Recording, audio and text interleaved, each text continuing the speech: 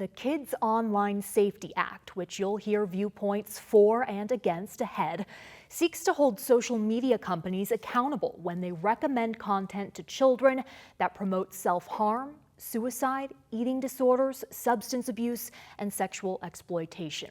Here in Las Vegas, Megan Stumer believes the bill, also known as KOSA, could have prevented a deadly car accident that seriously injured her daughter.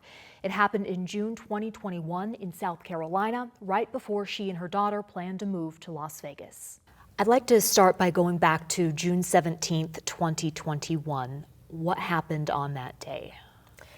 On Wednesday, June 16th, that was the last day of my daughter's sophomore year of high school. She had recently gotten her license. We were getting ready to move in a few days. She and two of her friends decided to take the speed challenge.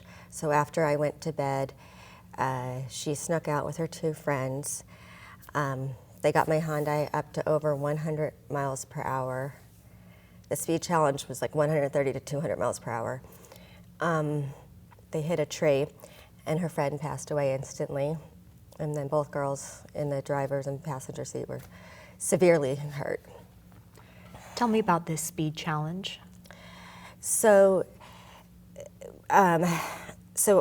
during the quarantine, we'd spent a lot of time with defensive driving to the DMV. The DMV had a little obstacle course, and it gave us practice on the highway, on the dark country roads, things like that.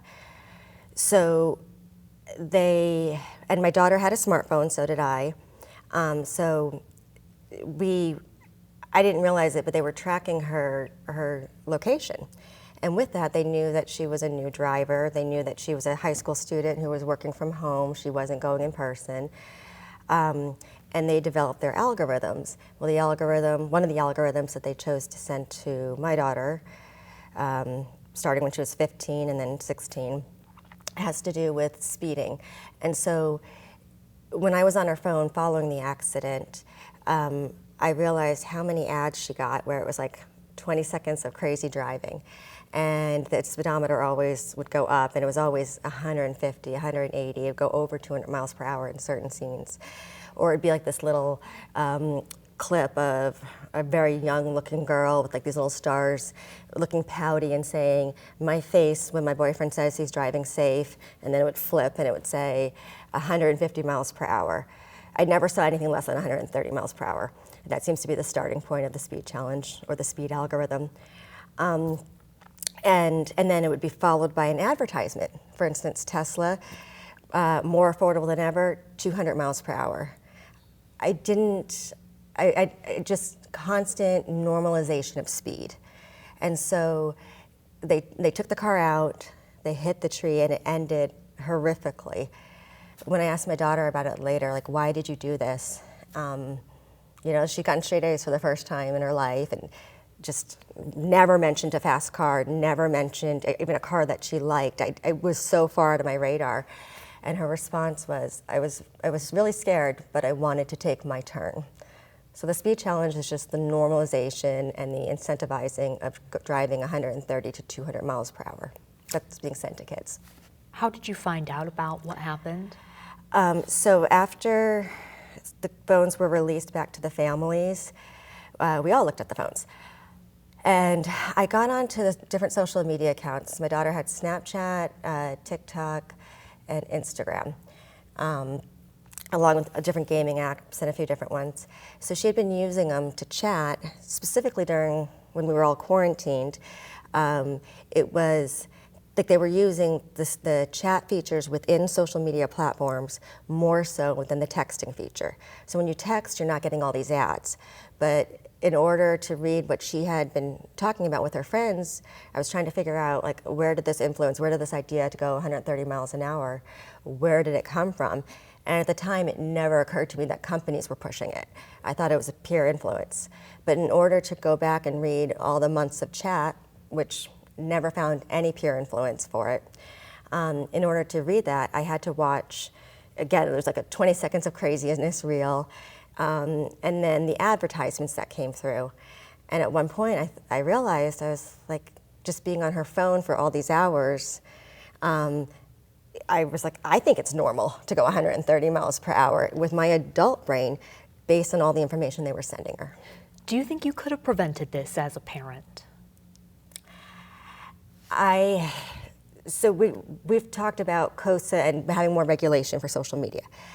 I was not ignorant, and I don't like the narrative that parents have to stop giving their kids screens and telling them, and letting them raise their kids. That's not what happened here at all.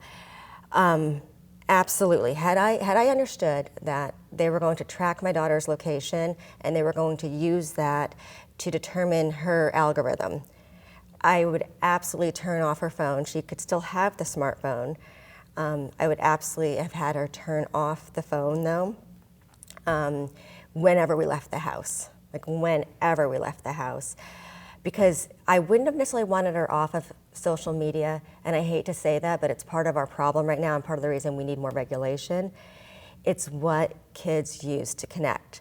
And so right now she doesn't want to be on the different platforms, but it creates an isolation. And so, so yes, I could have prevented it had I been more informed, but I wasn't uneducated and I was not hands-off. How would the Kids Online Safety Act have prevented this, in your opinion? One of the biggest things for me would have been transparency. If there's accountability and they have to disclose a certain amount of information, then as a parent, I would have understood a little bit more that they are tracking the location. That would have been a huge thing for me if I had understood that. Because what I did is I put a bullseye on my daughter's back because I spent all this extra time with defensive driving. You know, it's like, it kills me how many times I said, you know, if you ever hurt somebody, if you ever hit somebody's dog or a child ever runs out, you'll never forgive yourself. And we spent so much time on these defensive driving lessons and practicing. And really what I was doing was setting her up to be targeted. How is your daughter doing now? She's a fighter, but she's not doing, I mean, I don't know how to describe the pain, but she's doing good. Like, she's going to school, she's doing the best that she can do. She's had nerve pain every single day since 2021.